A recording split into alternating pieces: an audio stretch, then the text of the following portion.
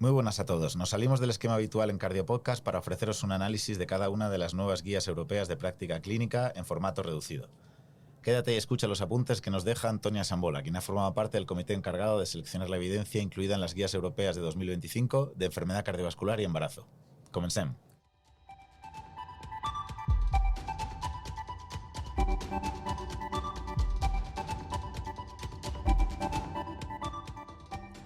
Muy buenas a todos. Yo soy Felipe Díez del Hoyo, cardiólogo intervencionista en el Hospital Universitario 12 de Octubre de Madrid, y como hemos anunciado, este no es un nuevo episodio Cardio Podcast. Más bien, es un plus para sentarnos a destacar en 15 minutos lo más interesante de las nuevas guías europeas de 2025 con algunos de los cardiólogos españoles implicados en su elaboración.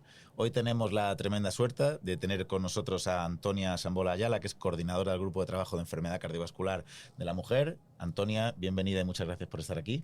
Muchas gracias a ti, Felipe, por invitarme.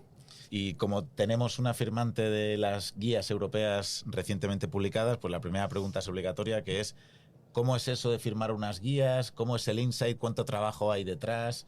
Cuéntanos un poco. Bueno, primero de todo es emocionante. Además, ha sido un reto para mí durante mi carrera profesional. Siempre he pensado que llegar a estar en las guías europeas, fuesen las que fuesen, era un objetivo en mi carrera y que pensaba que nunca lo lograría. O sea que por casualidad me llamaron y bueno, realmente fue emocionante. ¿Qué puedo explicaros? Pues que hay muchísimo trabajo, el trabajo se tiene que hacer en 2 años, pero que es muy enriquecedor realmente, interacciones con gente de la que aprendes muchísimo, porque son de otras especialidades o subespecialidades. El trabajo es muy intenso y siempre tiene que estar todo para ayer. Es muy riguroso, se empieza haciendo unas tablas con toda la evidencia que hay y eso es pesadísimo, y hay 3 rondas de correcciones de revisores y realmente solo os puedo decir que la primera ronda creo que llegaron a 1.200 comentarios para responder. Inicialmente todo se reparte por secciones, pero de alguna manera, depende de tu implicación, pues das o más o menos. A mí me ha gustado mucho y realmente he participado prácticamente en todas las secciones, aunque con diferencia en alguna más, de forma más intensa, que fueron las que me asignaron, que fueron cardiopatía isquémica y además los escenarios clínicos agudos. Iremos, yo creo que poco a poco, tocando cada uno de los temas. Vamos a ir más o menos, yo te voy haciendo preguntas y tú puedes hablar de lo que te dé la gana, básicamente, porque las guías son tuyas. Hay una parte, una sección específica que yo creo que ya lamentaban en las guías previas de 2018, pero que ahora tienen como ya, digamos, entidad, que es el concepto de Pregnancy Heart Team. ¿Qué es esto más o menos para explicarlo al oyente, a todos nosotros? A mí el primero. Pues el Pregnancy Heart Team realmente es un logro de las guías y es un punto importantísimo. ¿Por qué? Pues porque destaca fundamentalmente que cualquier mujer que esté embarazada y que tenga una enfermedad cardiovascular previa, pues debe de ponerse en contacto.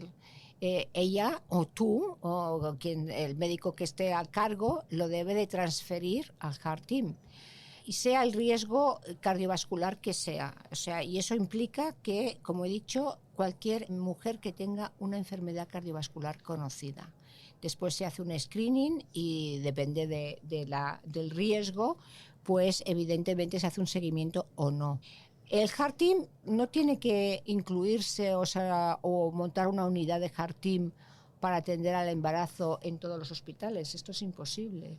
Pero sí que tienen que haber unidades especializadas que, como Heart Team, que ahora os voy a explicar en qué consiste, y que tenga a su cargo un área metropolitana o rural o como queráis decirlo, pero un área asignada para responder a todas estas necesidades de estas mujeres.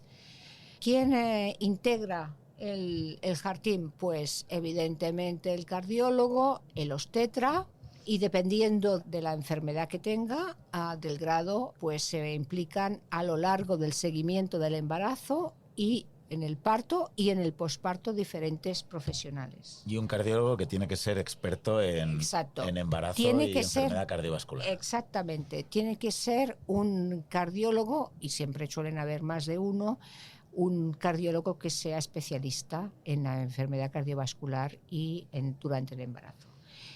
Posteriormente, ¿qué se hace? Pues estas mujeres se hace un screening y dependiendo del grado de riesgo que tengan, pues ya se establece un plan previo al parto. La mayoría de las mujeres con enfermedad cardiovascular se recomienda el parto vaginal, pero independientemente de esto, deben de ingresar la mayoría, las que tienen ya un grado moderado de riesgo cardiovascular, deben de ingresar en la unidad coronaria o en semicríticos, dependiendo, en las horas previas y en el posparto inmediato. Eso es algo que a los clínicos cuando hacemos guardias nos da bastante respeto, ¿no? Cuando viene una paciente cardiópata en el posparto o en el preparto a ingresar, porque evidentemente es un concepto, un escenario en el que no solemos tener la mayoría de nosotros mucha experiencia. O sea, yo creo por eso el concepto de gente específicamente formada para llevar una patología concreta que puede no ser sencilla, yo creo que es muy importante. Es muy importante. En nuestro hospital, por ejemplo, las personas que tienen a cargo a estos pacientes siempre se pasan antes de la guardia o antes del pase de guardia para explicar, comentar estos pacientes, dando unas instrucciones y unas recomendaciones estrictas. Independientemente de eso, cuando llega ese momento, también se ponen en contacto con anestesia. Hay un circuito de anestesistas que están formados para atender este tipo de partos, con una serie de recomendaciones muy específicas, por ejemplo, en pacientes que tienen hipertensión pulmonar o que tienen una enfermedad congénita avanzada o una miocardiopatía dilatada ya con una disfunción severa que no se debía haber embarazado, pero que hay muchos pacientes que llegan a este punto. Yo, que soy del 12 de octubre, embarazo e hipertensión pulmonar, es una combinación que no me gusta nada en mis guardias. Hay novedades en la estratificación del riesgo y se ha actualizado la clasificación de la WHO.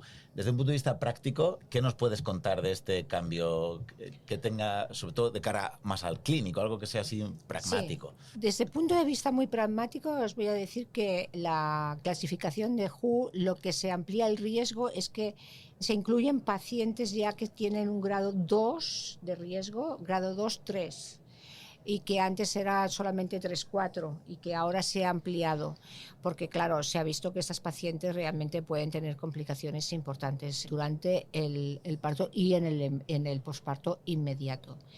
Posteriormente, además, se ha añadido la clasificación del KPRG, en el que se han incluido algunos modificadores que se contemplan en este score, que se da una puntuación de 2, que son la disfunción ventricular severa, la aortopatía moderada grave, etcétera. Y hay una serie de enfermedades que también se han incluido.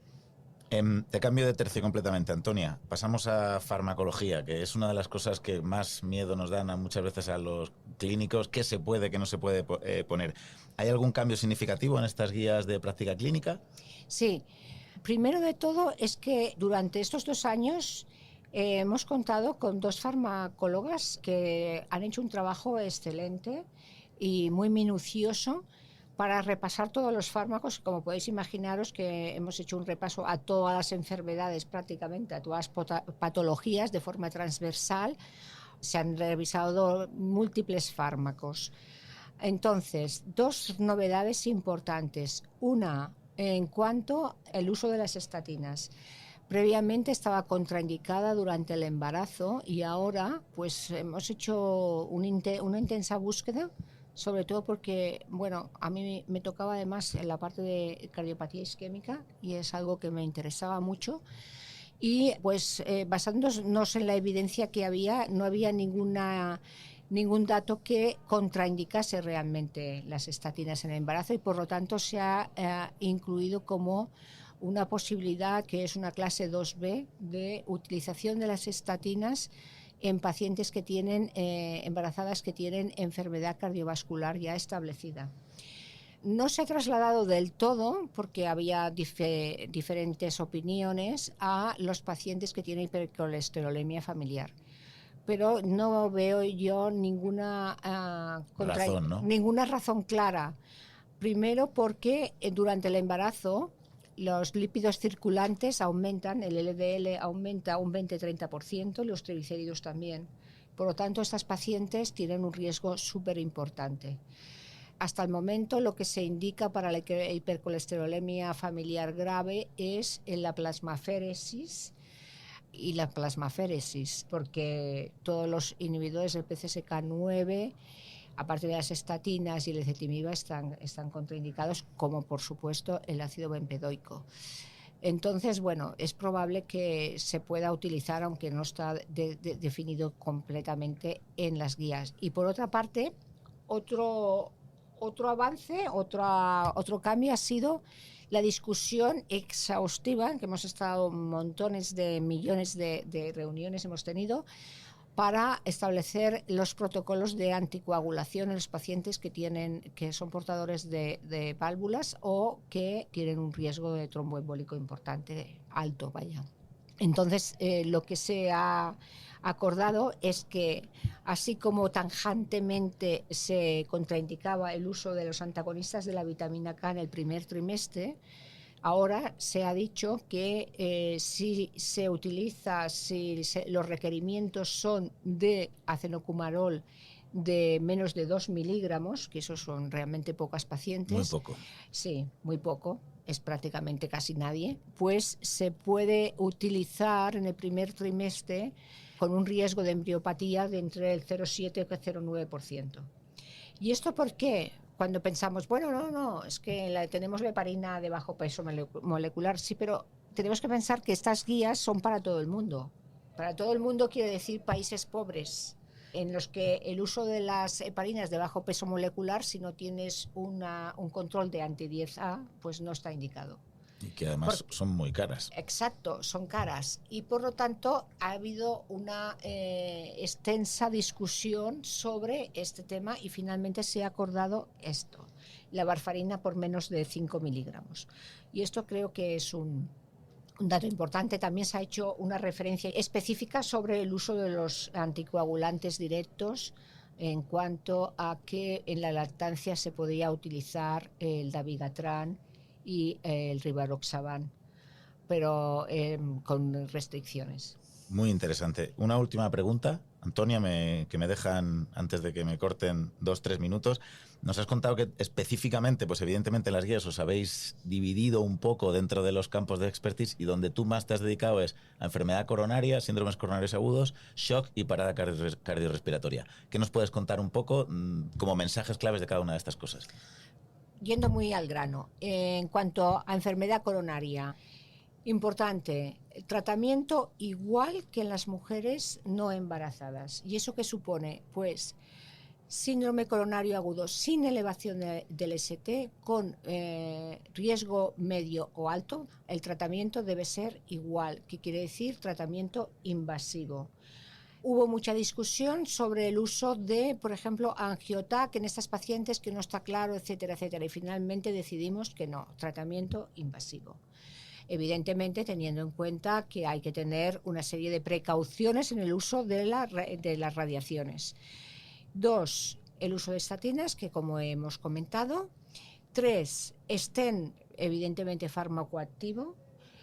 Uso de la doble antiagregación al mismo tiempo que las mujeres no embarazadas, y teniendo en cuenta que, claro, hay que prever que se debe de interrumpir y el parto debe estar programado de forma, o sea, se debe ser electivo, si es posible.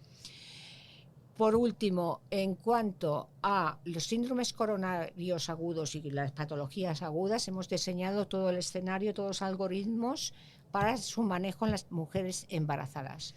Síndrome coronario agudo, distinguir el dolor torácico entre las diferentes patologías, embolismo pulmonar, síndrome aórtico agudo. Estos pacientes pues deben de seguir también un protocolo igual que las mujeres no embarazadas, teniendo en cuenta pues el riesgo de la radiación. Y en cuanto a, importante, el SCAT, la disección espontánea de la arteria coronaria, que es más frecuente, pues también hay que tenerlo muy, muy en cuenta. Y esto se tiene que hacer un cateterismo si se sospecha. Siguiente, shock cardiogénico. Hay que utilizar fundamentalmente como el inotropo de primera elección levosimendan. que es el que menos efectos adversos tiene para la embarazada. Y la milrinona también puede utilizarse y la dobutamina. La noradrenalina estaría contraindicada. Y en el caso de que se necesite asistencia mecánica circulatoria, también puede utilizarse. Los pacientes que tienen embarazadas que están en shock cardiogénico deben trasladarse rápidamente a un centro especializado, evidentemente.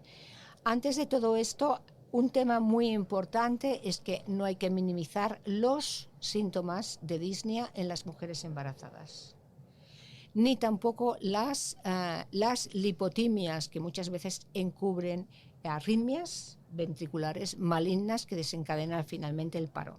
En cuanto al paro, importantísimo, por encima de 20 semanas siempre hay que desplazar el útero hacia la izquierda para evitar la compresión de la vena cava. Las compresiones tienen que ser igual que en las mujeres no embarazadas. Y además el protocolo de desfibrilación igual, exactamente igual. Las drogas no se tiene que escatimar ninguna droga por muy contraindicada que esté. Y si en 4 minutos no se ha conseguido reanimación, o sea, los ROSC, se tiene que proceder a cesárea emergente. Y no solamente por la vida del feto, sino por la vida de la madre, para mejorar la probabilidad de recuperación. La probabilidad de recuperación. Pues Antonia, no nos lo has podido resumir mejor, ¿no? O sea, que me han dado ganas de tomar apuntes, porque hay tantas cosas que yo no sé, que me tengo que revisar. Una última pregunta ya muy cortita, que está ahora muy de moda por Donald Trump y el embarazo. Si una mujer con enfermedad cardiovascular tiene fiebre, ¿puede tomar paracetamol? Yo creo que sí, porque si, la verdad es que si la dejamos con la fiebre, primero, problema para el niño. Seguro que sufre con la fiebre. Y para la madre. Y para la madre, por supuestísimo.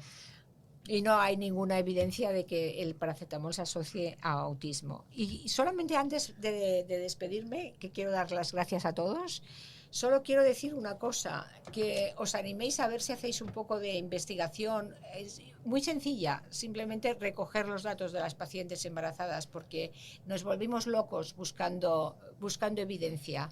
No hay registros, no hay ensayos, evidentemente las mujeres embarazadas no se ponen en ningún ensayo, y cuando una mujer entra en insuficiencia cardíaca durante el embarazo no hay prácticamente nada que darle, solo bisoprolol, poca cosa más. Pues con este llamamiento de la doctora Sambola nos despedimos. Muchísimas gracias por este tiempo que nos has dedicado y toda la sabiduría y el resumen fantástico que has hecho de las guías de práctica clínica. Muchísimas gracias, Felipe, y a todo el equipo.